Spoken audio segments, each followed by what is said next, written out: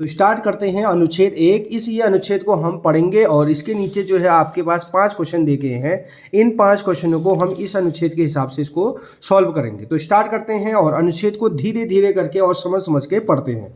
तो सचिन को कनिष्ठ वर्ग में 100 मीटर की दौड़ के लिए चुना गया। 100 मीटर की दौड़ हो रही थी, तो अपने वर्ग में, कनिष्ठ वर्ग में जो है उसको जो है चुना गया, सिलेक्ट किया गया।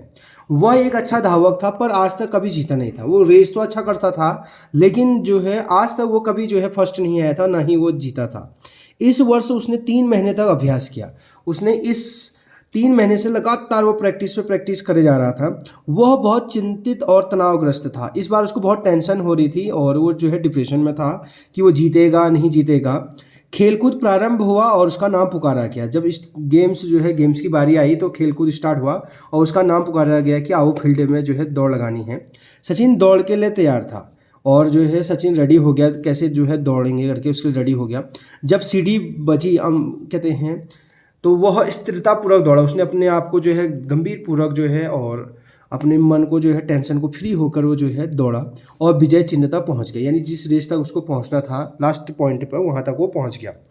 प्रत्येक व्यक्ति उसके चारों ओर खड़ा हो गया और उसे बधाई देने लगे। यानी प्रत्येक व्यक्ति जो है उसको दौड़ और उनकी ओर जो है बधाई देने लगे कि शाबाश बेटा, तुमने बहुत अच्छा किया और तुम जीत गए। सचिन दौड़ जीत चुका था और यह पहला अवसर था जब उसने पुरस्कार जीता था। आज पहली बार जो है सचिन जो है पुरस्कार जीत चुका था।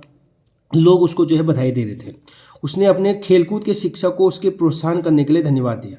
जिस टीचर ने उसको जो है मोटिवेट किया था, उसको जो है प्रोत्साहित किया था कि तुम कर सकते हो, उसने उनको जो है थैंक यू कहा, धन्यवाद दिया। उसे मुख्य अतिथि से मेडल लेते हुए गर्व और प्रसन्नता हो रही थी। अब जब उसको मेडल मिल रहा था तो उसको जो है बहुत खुशी हो रही थी और गर्व महसूस हो रहा था कि उसकी जो मेहनत थी वो काम आई। उसके माता पिता को भी उस पर गर्व था। अब सचिन ने भाग लिया। किस रेस में जो है सचिन ने भाग लिया ये बताना है। तो आपको पता, सचिन ने 100 मीटर की दौड़ में जो है भाग लिया। तो ऑप्शन बी इसका जो है सही जवाब हो जाएगा। आप गद्यांश में भी दे सकते हैं, सचिन को कनिष्ठ वर्ग में 100 मीटर की दौड़ के लिए जो है चुन लिया गया था। 100 मीटर की दौड़ में उसने जो है भाग लिया। तो ऑप्शन बी इसका सही जवाब हो जाएगा। तो अगला क्वेश्चन है 62 वाला। सचिन ने अभ्यास किया था। कितने महीने जो है उसने जो है कठिन परिश्रम किया था? महीने। तो 3 महीने उसने जो है लगातार मेहनत की थी। ऑप्शन डी जो है सही हो जाएगा। गद्यांश में देखेंगे तो इस वर्ष उसने 3 महीने तक जो है अभ्यास किया। तो 3 महीने इसका सही जवाब हो जाएगा। अगर आप गद्यांश को आसानी से पढ़ेंगे तो आपको फिर गद्यांश को बार बार देखने की जरूरत नहीं पड़ेगी। जब सचिन ने पुरस्कार ग्रहण किया तो उसे कैसा लग रहा था? तो उसको जो है प्रसन्नता भी हो रही थी और गर्व भी हो रहा था। तो ऑप्शन सी जो है इसका सही जवाब हो जाएगा। गद्यांश में ये है, जब खेलकूद के शिक्षक को प्रोत्साहन करने के लिए उसने थैंक यू दिया, उसके बाद जब वो अतिथि से मेडल ले रहा था तो उसे गर्व और प्रसन्नता हो रही थी। तो प्रसन्नता और गर्व जो है उसको हो रही थी जब वो मेडल ले रहा था या फिर पुरस्कार ले। अगला है 64 वाला। दौड़ में भाग लेने के लिए सचिन को किसने प्रोत्साहित किया था? तो उसके खेलकूद जो के शिक्षक जो थे उसने उसको दौड़ में भाग लेने के लिए प्रोत्साहित किया था, जिसको उसने थैंक यू भी कहा था। तो ऑप्शन बी इसका सही जवाब हो जाएगा। गद्यांश में यहाँ पर रहे इसका आंसर, उसने अपने खेलकूद के शिक्षक को उसे प्रोत्साहित करने के लिए धन्यवाद दिया। तो प्रश्न था कि किसने उसको प्रोत्साहित किया? तो खेलकूद के शिक्षक ने। पहले गद्यांश का अंतिम प्रश्न है, बधाई देने का अर्थ क्या है? तो बधाई देने का अर्थ प्रशंसा करना, प्रारंभ करना, तालियां बजाना, पुरस्कृत करना। तो बधाई देने का अर्थ मतलब जब हम किसी को बधाई देते हैं तो हम उसकी प्रशंसा कर रहे होते हैं, तारीफ कर रहे होते हैं। तो 65 का ए ऑप्शन। स्टार्ट करते हैं अनुच्छेद सेकंड से। पर्यटन का यह लाभ यह है कि हम यह सीखते हैं कि असुविधाओं को कैसे सहन किया जाए। तो हमें जो है पर्यटन से ये भी फायदा होता, लाभ होता है कि हम सीखते हैं कि जो असुविधाएं होती हैं उनको कैसे सहन किया जाए और कठिनाई के बीच कैसे शांत रह जाए। जब हमें बहुत सारी कठिनाई होती हैं तो उसके बीच में भी हम जो है कैसे शांत रह जाए। जब हम कहीं घूमने जाते हैं तो हमें बहुत प्रकार की कठिनाइयाँ भी होती है, खाना पीना प्रॉपर नहीं मिलता है, कमरा प्रॉपर नहीं मिलता है, असुविधा होती है। तो हम उसके बीच में भी जो है हम शांत रहना और असुविधाओं के बीच कैसे रहन सहन कर सकते हैं, कैसे जीते हैं, ये भी हमें जो है पर्यटन का फायदा होता है। पर्यटन के लाभों के कारण ही पर्यटन संपूर्ण विश्व में लोकप्रिय हो गया है।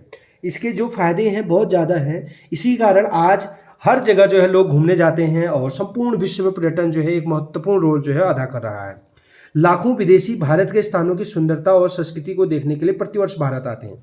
तो लाखों करोड़ों जो विदेशी होते हैं वो भारत आते हैं। भारत की स्थान, जो अलग अलग स्थान हैं उनकी सुंदरता को देखने के लिए, भारत की संस्कृति को देखने के लिए वो जो है प्रतिवर्ष भारत आते हैं।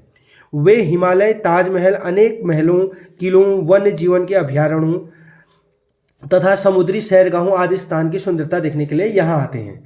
तो वे हिमालय है तो या ताजमहल है या अनेक महल हैं, किले हैं, वन जीव के अभयारण्य हैं और समुद्री सैरगाहों आदि स्थानों की सुंदरता को देखने के लिए जो है भारत आते हैं। वे यहाँ की संपन्न सांस्कृतिक विरासत की जानकारी के साथ साथ यहाँ की प्यारी यादें भी अपने साथ ले जाते हैं। तो जैसे हम कहीं जगह घूमने जाते हैं तो वहाँ की जो विरासत है, संस्कृति है, उसको जो है हम अपने साथ जो है ले जाते हैं और वहाँ की जो खट्टी मीठी यादें हैं, अच्छी प्यारी यादें, उनको भी अपने साथ ले जाते हैं कैमरे में कैद करके या अपनी जो है मेमोरी में जो है कैद करके। अब पहला क्वेश्चन है, पर्यटन हमें कठिनाइयों में रहना सिखाता है। तो पर्यटन हमें जो है कठिनाइयों में शांत रहना सिखाता है, ऑप्शन ए। अब इसको गद्यांश में देखेंगे। पर्यटन का यह लाभ यह है कि हम असुविधाओं को कैसे सहन किया जाए और कठिनाई के बीच कैसे शांत रहा जाए। तो पर्यटन हमें कठिनाई के बीच जो है शांत रहना सिखाता है, ऑप्शन ए। अब अगला क्वेश्चन है 67 वाला। पर्यटन के लोकप्रिय होने का कारण यह भी है कि लोगों ने अधिक ... प्रारंभ कर दिया है। क्यों पर्यटन जो है लोकप्रिय हो रहा है? क्योंकि लोगों ने जो है घूमना फिरना जो है प्रारंभ कर दिया है। लोग एक देश से दूसरे देश में भ्रमण कर रहे हैं, तो इससे जो है पर्यटन जो है और भी ज़्यादा जो है लोकप्रिय हो गया है। अगला क्वेश्चन है 68 वाला। अन्य स्थानों के अतिरिक्त पर्यटक अवश्य देखने जाते हैं, पार्क, गुफा, छिपने के स्थान, अभ्यारण्य। तो आपने देखा कि अन्य जो इस ऑप्शन के अकॉर्डिंग देखेंगे तो इन ऑप्शनों में जो गद्यांश में था, अभ्यारण्य में ज़्यादा लोग जाते हैं, ज़्यादा लोग पर्यटक अभ्यारण्य में जो है जाने की जो है सोचते हैं। आप गद्यांश में भी दे सकते हैं, जैसे कोई भी पर्यटक आता है तो भारत में जो मेनली वो चीज़ देखता है, हिमालय हो गया, ताजमहल हो गया या अनेक महल, किले, वन्य जीव के अभ्यारण्य। तो अभ्यारण्यों पे जो है ज़्यादा फोकस रहता है टूरिस्ट लोगों का। अब है पर्यटक अपने साथ ले जाते हैं। तो पर्यटक अपने साथ क्या ले जाते हैं? तो पर्यटक जब हम घूमते हैं तो यहाँ की सांस्कृतिक विरासत की जानकारी के साथ साथ यहाँ की प्यारी यादें ले जाते हैं, ऑप्शन ए। आप इसको ऑप्शन में भी देख सकते हैं।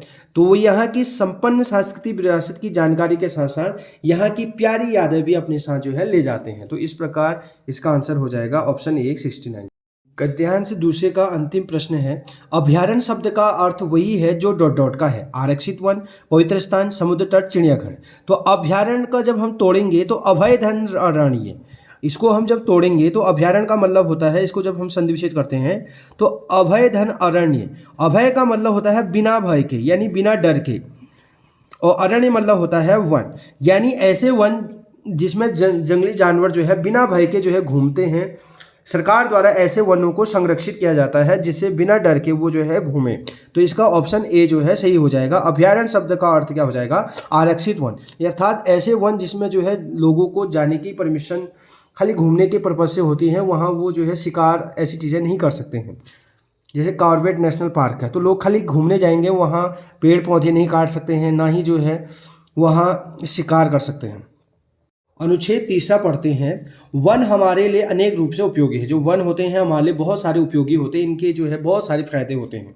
वे हमें घर बनाने और फर्नीचर बनाने के लिए लकड़ियाँ देते हैं, यानी जो जंगल होते हैं उनसे हमें घर बनाना हो या फर्नीचर बनाना हो तो हमसे उनके लिए फर्नीचर वाली लकड़ियाँ मिलती हैं। वन हमें ईंधन के लिए और कागज़ बनाने के लिए लकड़ी भी देता है। अगर हमें लकड़ी चाहिए आग जलाने के लिए या जानवरों के लिए तो, और कागज़ बनाना है उसके लिए भी लकड़ी जो है वन से मिलता है। वे पक्षियों, वन्य पशुओं और कीड़े मकोड़ों को शरण देते हैं। कोई पक्षी है उसका घोंसला भी पेड़ पौधे पर होता है, वन जंगल में ही जो है वन्य जो है पशु रहते हैं, और कीड़े मकोड़े भी जो है जंगल में ही रहते हैं, तो उनको शरण देने का उनका आवास स्थल भी जो है जंगल ही होता है। वन वर्षा को निमंत्रण देते हैं, अर्थात वन ही जो है, वन जहाँ ज़्यादा वन होते हैं वहाँ वर्षा भी ज़्यादा होती है। पर्यावरण के संरक्षण के लिए वनों का अस्तित्व बहुत महत्वपूर्ण है। अगर हम चाहते हैं कि पर्यावरण जो है संरक्षित रहे और दिक्कत ना हो तो इसके लिए वन जो है सबसे, वनों का अस्तित्व होना अर्थात वन होनी जरूरी है। यह तथ्य पूर्णतः सिद्ध हो चुका है कि हमें पर्यावरण की देखभाल करनी है। तो ये जो है सबको लोगों को पता है और ये सिद्ध भी हो गया कि हमें पर्यावरण की देखभाल करनी चाहिए, हमें इनसे क्या क्या फायदे होते हैं। मनुष्य के निरंतर बने रहने के लिए पर्यावरण और उसके संसाधनों का समझदारी से उपयोग आवश्यक है। अगर आप चाहते हैं कि या मनुष्य जो है हमेशा रहे, ह्यूमन बीइंग रहे, उसे कोई दिक्कत ना हो, तो वन और वनों के जो संसाधन होते हैं, पर्यावरण के जो संसाधन होते हैं, उनका जो है कोऑर्डिनेशन होना जरूरी है, समझदारी से उपयोग आवश्यक होना है। अंधाधुंध जो है वनों का कटान जो है जरूरी नहीं है। अब अगला क्वेश्चन स्टार्ट करते हैं। पर्यावरण जो इस अनुच्छेद 3 का पहला क्वेश्चन है, पर्यावरण की रक्षा के लिए का अस्तित्व होना आवश्यक है? वनों का, मनुष्यों का, पशुओं का, संसाधनों का। तो हमें पता है कि पर्यावरण की रक्षा के लिए वनों का अस्तित्व होना जो है आवश्यक है। तो अब इसको गद्यांश में देखते हैं कि कहाँ। तो ये रहा, पर्यावरण के संरक्षण के लिए वनों का अस्तित्व होना बहुत महत्वपूर्ण है। संरक्षण शब्द का विपरीत शब्द क्या होगा, यानी अपोजिट शब्द क्या होगा संरक्षण का? संरक्षण का मतलब होता है किसी चीज़ को संभाल के रखना, तो उसको इसका उल्टा हो जाएगा विनाश। अर्थात जब हम संरक्षण का मतलब पेड़ पौधों को बचा के रखेंगे, और इसका अपोजिट हो जाएगा विनाश, जब उनको हम काट देंगे। ऑप्शन के अकॉर्डिंग देखेंगे 73 वाला, निम्नलिखित में से कौन सा शब्द समझदार का समानार्थक शब्द नहीं है, यानी उसका पर्यायवाची शब्द नहीं है, कौन इस समझदार के मिलते जुलते अर्थ नहीं है? तो तर्क संगत है, बुद्धिमत्तापूर्ण है, न्यायोचित है, लेकिन जो है न्यायोचित है लेकिन हास्यास्पद नहीं है। तो ऑप्शन 20 का आंसर हो जाएगा। हास्यास्पद का मतलब होता है मजाकिया, तो समझदार ऐसा कोई मजाकिया वाला वर्ड नहीं है, तो समझदार का जो पर्यायवाची है वो हास्यास्पद नहीं है। अब अगला क्वेश्चन है, बड़ई वनों पर निर्भर रहते हैं क्योंकि उन्हें वहाँ से डॉट डॉट के लिए लकड़ी प्राप्त होते हैं। तो आपको पता है जो बड़ई होते हैं वो लकड़ी का काम करते हैं, फर्नीचर बनाते हैं, और लकड़ी का काम करते हैं, घर दरवाजे बनाते हैं। तो वो वनों पर निर्भर रहते हैं क्योंकि उन्हें जो है फर्नीचर बनाने के लिए जो है लकड़ियाँ मिलती हैं। Option C. लास्ट क्वेश्चन है, वन्य पशु आवासहीन हो जाएंगे यदि उन्हें, आवासहीन का मतलब उन्हें घर जो है उनका छिन जाएंगे, आवास नहीं रहेंगे वन्य पशु का, अगर वन उजाड़ दिए जाएंगे। अगर जंगल नहीं रहेंगे तो जो वन्य जीव होते हैं, वाइल्ड एनिमल जो जंगल में रहते हैं, वो जो है उनका घर छिन जाएगा। तो जब वन ही नहीं रहेंगे तो वो कहाँ रहेंगे? आप अनुच्छेद लास्ट है, चौथा वाला अनुच्छेद, बहुत से लोग अनुभव करते हैं कि छुट्टियां बिताने के लिए समुद्र तट सबसे अच्छा स्थान होता है। अधिकतर लोगों को लगता है कि जो छुट्टियां होती हैं तो उसमें समुद्र तट जो है बहुत अच्छा स्थान रहता है। परिवार समुद्र में तैरने का आनंद उठाते हैं, जो परिवार के सदस्य होते हैं वो समुद्र में जो है तैरते हैं, और बच्चे बालू से खेलते हैं। समुद्र का किनारा बहुत शांत स्थान हो सकता है, जो समुद्र होता है उसका किनारा बहुत शांत होता है, तो लोग अपनी छुट्टियां बिताने के लिए जो है समुद्र तट पर जाते हैं, बीच पे। किंतु कुछ लोग दिन में समुद्र तट का आनंद उठाने के बाद वहाँ बहुत से कूड़ा करकट, प्लास्टिक बोतलें, बचे हुए जूठे भोज्य पदार्थ, कागज आदि छोड़ देते हैं। लेकिन कुछ लोग ऐसे होते हैं जो वहाँ घूमने जाते हैं टूरिस्ट स्पॉट पे, और वहाँ जो है अपना खाना पीना करने के बाद उसी जहाँ पर वो घूम रहे होते हैं उसी पर जो है कूड़ा करकट है, प्लास्टिक बोतलें, पानी की बोतलें, या कोई भी खाना खाया तो उसका झूठा भोज्य पदार्थ वहीं जो है छोड़ देते हैं। हमें अपने समुद्र तटों की देखभाल अवश्य करनी चाहिए, और वहाँ की यात्रा पूरा करने के बाद उन्हें साफ़ सुथरा छोड़ना चाहिए। अगर हम कहीं पर घूमने जाते हैं तो हमें वहाँ पर जो है कूड़ा करकट नहीं करना चाहिए, और डस्टबिन प्रॉपर तरीके से जो है उसका डस्टबिन में डालना चाहिए, और इन जगहों पर जो है साफ़ सुथरा करके जहाँ पर हम हैं उस जगह पर साफ़ सुथरा छोड़ना चाहिए।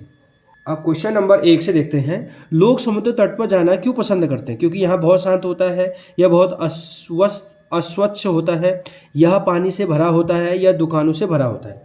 तो लोग जो है समुद्र तट पर जाना इसलिए पसंद करते हैं क्योंकि यह बहुत शांत होता है। तो यहाँ गद्यांश में देखेंगे कहाँ पर है, तो परिवार समुद्र में तैरने का आनंद उठाते हैं, बच्चे बालू से खेलते हैं, समुद्र का किनारा बहुत शांत हो सकता है, इसलिए लोग जो है अनुभव करते हैं कि समुद्र तट जो है सबसे अच्छा स्थान होता है घूमने के लिए। अब अगला क्वेश्चन है, परिवार समुद्र तट पर क्या करना पसंद करते हैं? तो जो परिवार के जो बड़े सदस्य होते हैं वो तैरना पसंद करते हैं, और बच्चे बालू से खेलना पसंद करते हैं। तो ऑप्शन सी। अब गद्यांश में देखते हैं कहाँ पर है, परिवार समुद्र में तैरने का आनंद उठाते हैं, और जबकि जो बच्चे हैं वो बालू से खेलते हैं। तो इस प्रकार इसका आंसर हो जाएगा 77 का। अगला है 78 वाला, समुद्र तट पर दिन पर आनंद उठाने के बाद कुछ लोग क्या करते हैं? तो आपको पता है कि जैसे ही वो दिन में आनंद उठाते हैं उसके बाद जो कूड़ा करकट है, बोतल, प्लास्टिक की बोतलें हैं, उनको जो है वहीं पर छोड़ देते हैं, समुद्र तट पर कूड़ा करकट फेंकते हैं। तो ऑप्शन बी इसका सही जवाब हो जाएगा। अब गद्यांश में देखेंगे, किंतु कुछ लोग दिन में समुद्र तट का आनंद उठाने के बाद वहां बहुत सारे कूड़ा करकट, प्लास्टिक बोतलें, बचे हुए जूठे भोज्य पदार्थ, कागज आदि छोड़ देते हैं।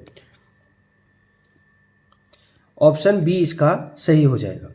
अगला है 79 वाला, समुद्र तट पर जाने के बाद हमें क्या करना चाहिए? तो हम जब समुद्र तट पर जब हम घर को आ जाते हैं तो उसके बाद हम जो है समुद्र तट को साफ सुथरा छोड़ेंगे, यानी जो हमसे वहाँ पर प्लास्टिक या बोतल या कूड़ा करकट हो गया है भोज्य पदार्थ का, उसको हम जो है प्रॉपर डस्टबिन में डाल के उसको जो है साफ़ सुथरा छोड़ के वापस आएंगे।